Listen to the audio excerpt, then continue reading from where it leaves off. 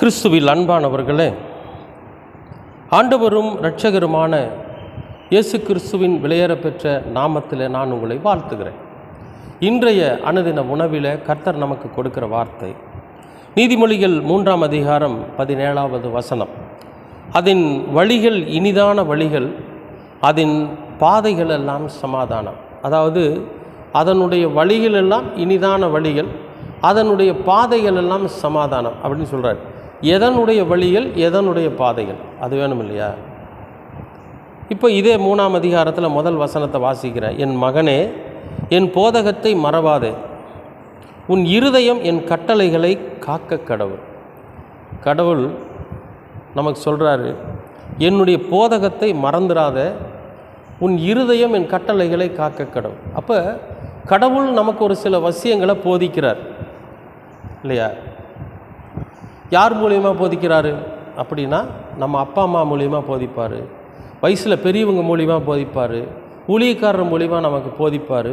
இன்னும் சொல்லப்போனால் இவங்க எல்லாமே நம்மை விட்டு விலகி இருப்பாங்க. நம்மளை பார்க்குறப்ப நமக்கு போதனையாக சொல்லுவாங்க.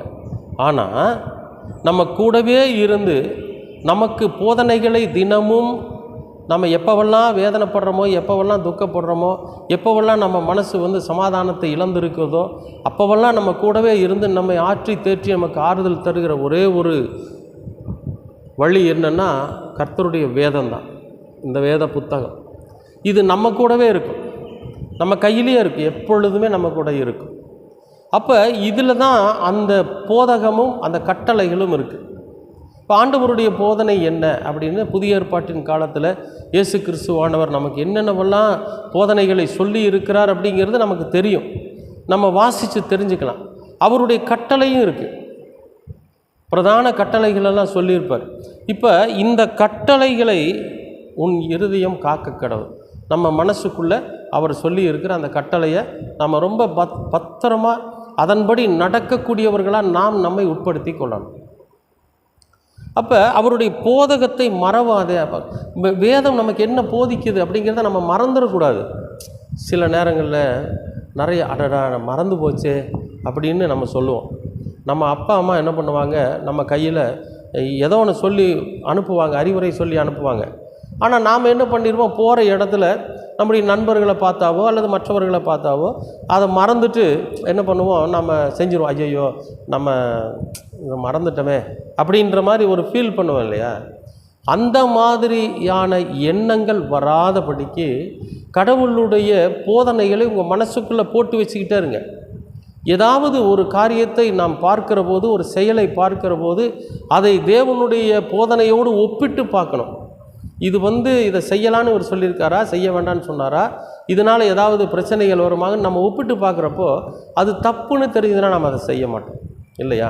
அப்போ அவருடைய போதனைகள் என்ன, நம்ம எப்படி நடக்கணும், நம்முடைய வாழ்வின் முறை எப்படி இருக்கணும் அப்படின்னு அவர் சொல்லியிருக்கிறார் இல்லையா? அப்போ அந்த போதனையின்படி நாம் என்ன பண்ணணும், வாழணும், மறந்துடக்கூடாது. அதுக்கு அடுத்து சொல்கிறாரு கட்டளைகளை. அவர் ஒரு சில கட்டளைகள், ஒரு நியாயப்பிரமாணம்னு சொல்லுவாங்க, ஒரு சில கட்டளைகளை நமக்கு கொடுத்துருக்காரு. அன்பின் கட்டளை தான். அதை அவர் கட்டாயப்படுத்தி இதை செய்யலைன்னா நான் உன்னை கொன்னுருவேன், இதை செய்யலைன்னா நான் உன்னை கண்ணை குத்திடுவேன், உன் கழுத்து அறுத்துரும் அப்படியெல்லாம் சொல்லலை.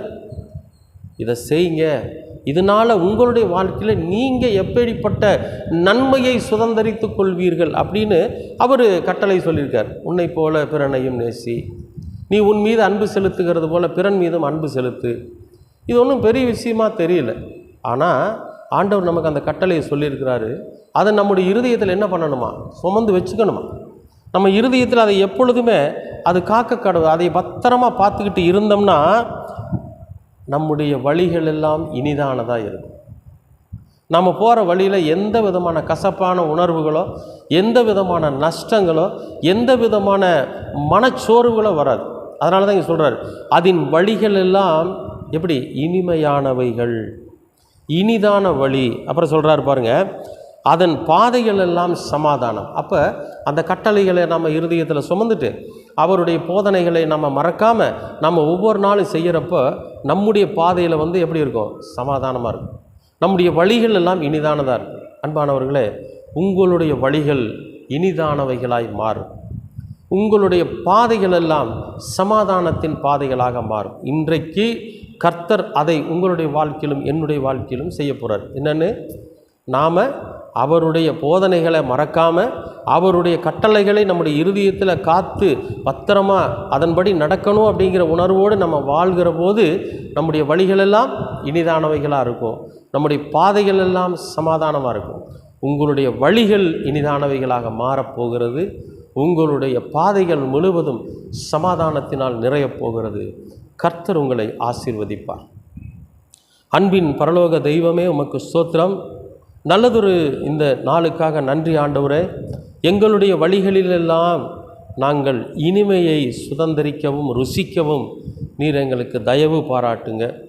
எங்களுடைய பாதைகளிலெல்லாம் நாங்கள் சமாதானத்தை சுதந்திரித்து கொள்ள நீர் எங்களுக்கு உதவி செய்யுங்க. நீர் எங்களுக்கு சொன்ன அறிவுரைகளையும் நீர் எங்களுக்கு காண்பித்திருக்கிற கட்டளைகளையும் நாங்கள் எங்களுடைய இருதயத்திலே சுமந்து கொண்டு அதன்படி எங்களுடைய வாழ்க்கையை நாங்கள் வாழ நீர் எங்களுக்கு கற்றுத்தாரும்.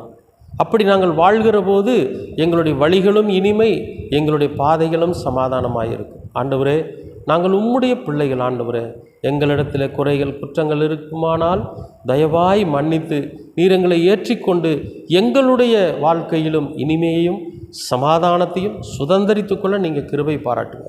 எல்லாவற்றையும் உமது திருக்குமாரனாம் இயேசு கிறிஸ்துவின் வழியாய் கேட்கிறோம் நல்ல பிதாவே. ஆமேன், ஆமேன்.